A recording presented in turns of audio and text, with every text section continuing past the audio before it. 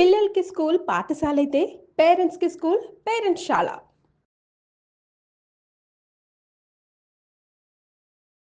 అందరికీ నమస్కారం. నా పేరు మాధురి. మీరు చూస్తున్నది సుమన్ టీవీ నెట్వర్క్. ఈరోజు మనతో పాటు ఉన్నారు ప్రముఖ motivational speaker, family counsellor Vidyarani గారు. నమస్కారం విద్యారాణి గారు. నమస్కారం అండి. విద్యారాణి గారు, ఈ మధ్య గర్భ సంస్కారం అన్న మాట ఎక్కువ వింటున్నామండి. అసలు ఏంటంటారు ఈ గర్భ సంస్కారం అంటే? ఏం చేస్తారు? గర్భ సంస్కారం అంటే బిడ్డ పుట్టక ముందే ఒక లేడీ ప్రెగ్నెంట్ ఉండి బిడ్డ లోపల ఉన్నప్పటి నుంచే సంస్కరించుకోవడం అన్నమాట. ఓకే. బిడ్డను మనం సంస్కరించుకోవడం అంటే లైక్ ఇప్పుడే ఏం లేదు, కొత్తది అది. ఇప్పుడు వస్తుందేమో తెలిసి కానీ భక్త ప్రహ్లాదుడు విన్నారా? భక్త ప్రహ్లాదుడు గురించి. మరి రాక్షస జాతిలో ఉన్న భక్త ప్రహ్లాదుడు హిరణ్యకశిపుడు వాళ్ళ ఫాదర్. కానీ ఈయన నారాయణుని మంత్రం ఎలా జపిస్తాడు? వాళ్ళ తల్లి గర్భంలో ఉన్నప్పుడు నారదముని నారాయణ నారాయణ అనే చెప్పేది విని, ఆ కథలు విని నారాయణుడు అనే ఆ భక్తి లోపల నుంచి వచ్చింది. ఇప్పుడు మనకు అహోబిలం టెంపుల్ స్వయంభూ టెంపుల్ కదండి, నరసింహస్వామి వచ్చింది అక్కడే అన్నమాట. అంటే దేవుడు అందట్లో ఉన్నాడనేది మన దైవం చెప్తుంది. రాక్షసుడు ఎలా ఉంటాడు? నేను అందరినీ చంపుతాను అనేలాగా ఉంటుంది అనమాట. సో అక్కడ అప్పటి నుంచే ఆమె గర్భంలో ఉన్న ప్రహ్లాదుడికి నారాయణుడు అనే పదము అవలీలగా వచ్చేస్తుంటుంది. అలా పిల్లలు లోపల ఉన్నప్పుడే, ఇప్పుడు అభిమన్యుడు కూడా ఇంకో ఎగ్జాంపుల్ చూడాలంటే, అభిమన్యుడు కూడా కడుపులో ఉన్నప్పటి నుంచే నేర్చుకున్నాడు అన్ని. పద్మవ్యూహం అనేది ఎలా వెళ్ళాలో నేర్చుకున్నాడు, ఎలా రావాలో అనేది నేర్చుకోలేదు. అక్కడికి కృష్ణుడు మాట్లాడింది కట్ అయిపోయింది, మాట్లాడలేదు అనేది మనకు తెలుసు. సో అలా అన్నమాట, అప్పటి నుంచే ఉన్నాయి అవి. ఇప్పుడు మనం ఏది మాట్లాడుతున్నా, అందుకే కొందరు పిల్లలు చాలా యాక్టివ్గా ఉంటారు, కొందరు పిల్లలు చాలా కోపంలో ఉంటారు, కొందరు చాలా తెలివిగా సింగింగ్ కావచ్చు, డాన్స్ కావచ్చు, లేకుంటే ఏదైనా శ్లోకాలు కావచ్చు, లేకుంటే ఊరికే ఆరోగ్యంలా ఉంటారు. ఇది ఎక్కడి నుంచి వచ్చిందంటే గత జన్మ సంస్కారాల నుంచి వస్తుంది. ప్లస్ తల్లి ప్రెగ్నెన్సీ వచ్చినప్పటి నుంచి తను ఏం ఆలోచిస్తుంది, తను ఎవరితో ఉంటుంది, తనతో మాట్లాడే వాళ్ళు ఎవరున్నారు, నెగిటివ్గా మాట్లాడే వాళ్ళ, పాజిటివ్గా మాట్లాడే వాళ్ళు, లేకుంటే తల్లి ఏం చూస్తుంది. ఇప్పుడు టీవీ ఇవన్నీ ఉన్నాయి కదండి, టీవీ కావచ్చు, ఫోన్ కావచ్చు.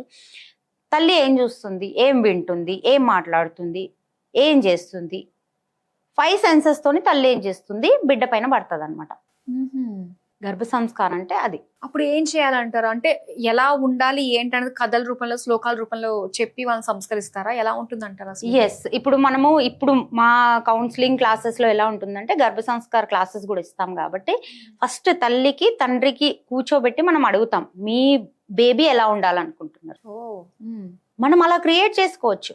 మన బేబీ ఒక వివేకానంద స్వామి లాగా ఉండాలా, ఒక అబ్దుల్ కలాం లాగా ఉండాలా, ఒక నరేంద్ర మోడీ లాగా ఉండాలా, ఒక మహేష్ బాబు లాగా ఉండాలా, ఒక పవన్ కళ్యాణ్ లాగా ఉండాలా, అది మనం నిర్ణయం చేసుకొని అదే విధంగా క్లాసులు ఉంటాయి అన్నమాట. ఒక్కొక్కరికి ఒక్కొక్కలా ఉంటుంది కదా. ఒకరు సినీ ఫీల్డ్ అంటారు, ఒకరు పాలిటిక్స్ అంటారు, లేకుంటే ఒకరు స్పిరిచువల్ అంటారు, ఒకళ్ళు డబ్బు కావాలంటారు. అలా మనము అంతెందుకండి, రూపురేఖలు కూడా మనం ఎలా అనుకుంటే అలా ఉంటుంది పిల్లలకి. గర్భ సంస్కారం అంటే అది. మీరు కలర్ కావచ్చు, హైట్ కావచ్చు, వెయిట్ కావచ్చు, మీ ఎవ్రీథింగ్ అండి. ఇంకా కానీ నా విషయంలో కూడా ఒకటి అలానే జరిగిందండి. నాకు పాప కావాలి, ఓకే, కర్లీ హెయిర్ కావాలి, లైట్ వెయిట్ గా ఉండాలి అని ఇలానే ఉంటూ ఉన్నాను ఇలానే. కానీ అప్పుడు ఆ పాపను చూస్తుంటే నాకు అదే అనిపిస్తుంది. దాన్ని చూసినప్పుడు అసలు నేను కోరుకున్నట్టుగా నా కళ్ళ ముందు ఇప్పుడు ఉంది కదా అని చెప్పి వచ్చింది. అదే గర్భ సంస్కారం. మరి అదే మీ విజన్. తల్లికి ఎలా ఉంటే తండ్రికి ఎలా ఉంటే అలా అన్నమాట. ఎందుకంటే తండ్రి పాత్ర కూడా, తండ్రి మోస్తలేడు అని అంటే తండ్రి పక్కన ఉంటాడు కదా. ఆ టచ్ కావచ్చు, ఆ మాటలు కావచ్చు, ఎవ్రీథింగ్ వింటుంటారు. తండ్రి ఆరోగెంట్ గా ఉన్నాడు, తాగుబోతున్నాడు, తండ్రి అసలు అబ్యూస్ గా మాట్లాడుతున్నాడు, ఆటోమేటిక్ గా పిల్లలకు వస్తుంది. చాలా ఇంపార్టెంట్ ఇది. తెలియక జనాలు ఎలా పడితే అలా ఉంటారు. కొందరైతే ఇంట్లో వాళ్ళు ఫుడ్ పెట్టని వాళ్ళు ఉంటారు, పని ఎక్కువ చేయించే వాళ్ళు ఉంటారు, ఆ పని చెయ్యొద్దు కానీ అదే చేయాలనేలా ఉంటారు, 6 గంటల్లో ఉంటారు. అలా ఉండొద్దు ఎప్పుడైనా. చాలా హ్యాపీగా ఉంచుకోవాలి. ఇప్పుడు అలాగా హింసించే వాళ్ళు ఉంటారు, పనులు చేయట్లేదు, పిల్లల పైన పడుతుంది అది. అది పిల్లలు అంటే వాళ్ళు పుట్టే వాళ్ళు ఎలా పుట్టే అవకాశం ఉంటుంది అంటారు అలాంటప్పుడు? పిల్లల పైన పడుతుంది అది. పడ్డ తర్వాత ఎవరైతే హింసిస్తారో వాళ్ళకి వీళ్ళకి పడదు. మీరు అబ్జర్వ్ చేసుకోండి. ఎందుకు రా నేనంటే నీకు పడదని అంటారు కొందరు. నన్ను చూడగానే వీడు ఏదో విధంగా చేస్తాడంటే మరి నువ్వు కడుపులో ఉన్నప్పుడు వాళ్ళ తల్లికి తిట్టినావు, వాడిని తిట్టినావు, అమ్మాయి కావద్దు అబ్బాయే కావాలన్నావు, వాళ్ళకి అక్కడ బ్లాక్స్ ఏర్పడతాయి పిల్లలకి. ఓకే, చాలా బ్లాక్స్. వద్దు మనకి ఈ బేబీ వద్దు అన్నా కూడా బ్లాక్స్ వస్తాయి. ఓకే మా పేరెంట్స్ యాక్సెప్ట్ చేయట్లేదు అంటే బ్లాక్ అంటే ఇదేంటంటే దేనికి సంకేతంలా ఉంటుంది? బ్లాక్ మీన్స్ బయటకు వచ్చిన తర్వాత వాళ్ళకి ఊపిరి ఆడకపోవడము, ఊరికే ఏడవడము, ఆ కంఫర్ట్ జోన్ లో లేనప్పుడు కొంచెం మెంటల్గా ఇది కావడము. మనం ఏదో ఒకటి అనేసి మనము సైకాట్రిస్ట్ల దగ్గరికి వెళ్ళిపోతాం. అది కాదు. అది మళ్ళీ ఇంకో స్టెప్ ముందుకు వెళ్ళాలంటే ఇన్నర్ చైల్డ్ అంటారు దానికి. బేబీ లోపల ఉన్నప్పటి నుంచి 7 ఏళ్ల వరకు వాళ్ళ మధ్యలో జరిగిన ఇబ్బందులు, బాధలు, కష్టాలు, ఆ బ్లాకేజ్ లో మొత్తం ఇలా అయిపోతుంది అనమాట. వాళ్ళు స్టబ్బన్ గా తయారైపోతారు. ఇంకా మరి అలాంటి వాళ్ళని మళ్ళీ మామూలుగా తీసుకురావడం అంటే ఎలా అంటారు? మరి చేస్తే మనకి నాలెడ్జ్ ఉన్న వాళ్ళు గర్భ సంస్కారం నుంచే స్టార్ట్ చేసుకోవాలి. లేదు పుట్టిన తర్వాత ఇలా మేము పెద్ద అయిన తర్వాత కూడా ఇలాంటి బాధలు ఉన్నాయి, మాకు చీకటి అంటే పడదు, డోర్ పెట్టేసినా భయం అవుతుంది, అరుస్తే కూడా భయం అవుతుంది, ఎవరైనా ఇలా మాట్లాడితే కొన్ని చాలా ఉంటాయి. అవును, కొంతమంది పిల్లలు ఎవరైనా అరుచుకున్నారంటే ఏడుస్తారు. ఇన్నర్ చైల్డ్ అనేది ఒకటి ఉంటుంది. ఆ ఇన్నర్ చైల్డ్ క్లాసెస్ అనేటివి తీసుకోవాలి. అంటే మీరు పుట్టక ముందు నుంచి 7 years లోపల ఉన్న ఆ బ్లాక్స్ అన్ని ఈ ఇన్నర్ చైల్డ్ క్లాసెస్ లో క్లీన్ అవుతాయి అన్నమాట. క్లీన్ అయితే అవన్నీ పోతాయి. అప్పుడు మనము ఫ్లైట్ ఎక్కొచ్చు, డోర్ పెట్టేసినా ఉండొచ్చు, చీకటి ఉన్నా ఉండొచ్చు, ఏదైనా కూడా మనకి ఆ బ్లాక్స్ పోయినాయి అనుకోండి. కొందరికి లిఫ్ట్ ఎక్కినా కూడా ఇబ్బంది. కొంతమంది 10 ఏళ్ళు వచ్చినా 12 ఏళ్ళు వచ్చినా కూడా ఒంటరిగా పడుకోవడానికి భయపడిపోతూ ఉంటారు. అదే అన్ని ఇన్నర్ చైల్డ్ ఇదనమాట. గర్భ సంస్కార్ ఎందుకు చెయ్యాలి, ఆ అట్మాస్ఫియర్ లో ఎందుకు ఉంచాలంటే ఈ ఇబ్బందులు రావద్దు. ఓకే, లేదు మేము గర్భ సంస్కార్ చేసుకోలేదు, మాకు ఇప్పుడే బేబీ ఉంది అంటే ఈ 7 ఏళ్ల లోపు 10 ఏళ్ల లోపు చాలా ప్రొటెక్ట్ చేయాలి పిల్లలకి. చాలా అంటే చాలా ప్రొటెక్ట్ చేయాలి. కొందరు ఎలా ఉంటారంటే వాళ్ళకి ఏం తెలుసు, ఆ పిల్లలకి ఏం తెలుసు, వాళ్ళు చెప్తే నువ్వు వింటావా? వాళ్ళు చెప్పింది వాళ్ళకి ఖచ్చితంగా తెలుసు కాబట్టి వాళ్ళు చెప్తున్నారు. వినాలి, మనం వినాలి. ఎందుకంటే ఇప్పుడు నాకేం పెయిన్ అవుతుందో నాకే తెలుస్తుంది కదా, మీకేమవుతుందో మీకే తెలుస్తుంది కదా. అది మెంటలీగా కావచ్చు, ఫిజికల్గా కావచ్చు, ఎవరైనా అన్నా కావచ్చు, మీ బాధ మీకే తెలుస్తుంది కదండి. మీరు చెప్పినప్పుడు నేను ఎలా వినను? అది తప్పు కదా. మరి చిన్నపిల్లలు పాపం అమాయకత్వంతో ఉంటారు, వాళ్ళు ఇంకెంత ప్యూర్గా ఉంటారు. వినాలి కదా. నాకు ఇది ఇబ్బంది అవుతుంది అని అంటే ఓకే. ఇప్పుడు కొందరు పిల్లలు స్కూల్కి వెళ్ళనని మారం చేస్తుంటారు. ఎందుకు? అక్కడ ఏదో ఇబ్బంది, అందుకే వీళ్ళు వెళ్ళట్లేదు అనేది మనం తెలుసుకొని కూర్చోబెట్టి వాళ్ళకు కొన్ని రోజులు ఇంట్లో పెట్టి ఏమైందని కనుక్కోవాలి. ఇలా ఎందుకు అవుతున్నాయి మరి ఈ రోజులలో? చైల్డ్ అబ్యూస్ కావచ్చు, ఇంకేదైనా కావచ్చు, రేప్స్ కావచ్చు, ఎందుకు మనం వినట్లేదు కాబట్టి. మనకు 2 చెవులు ఎందుకుంటాయి? వినడానికి ఉంటాయి.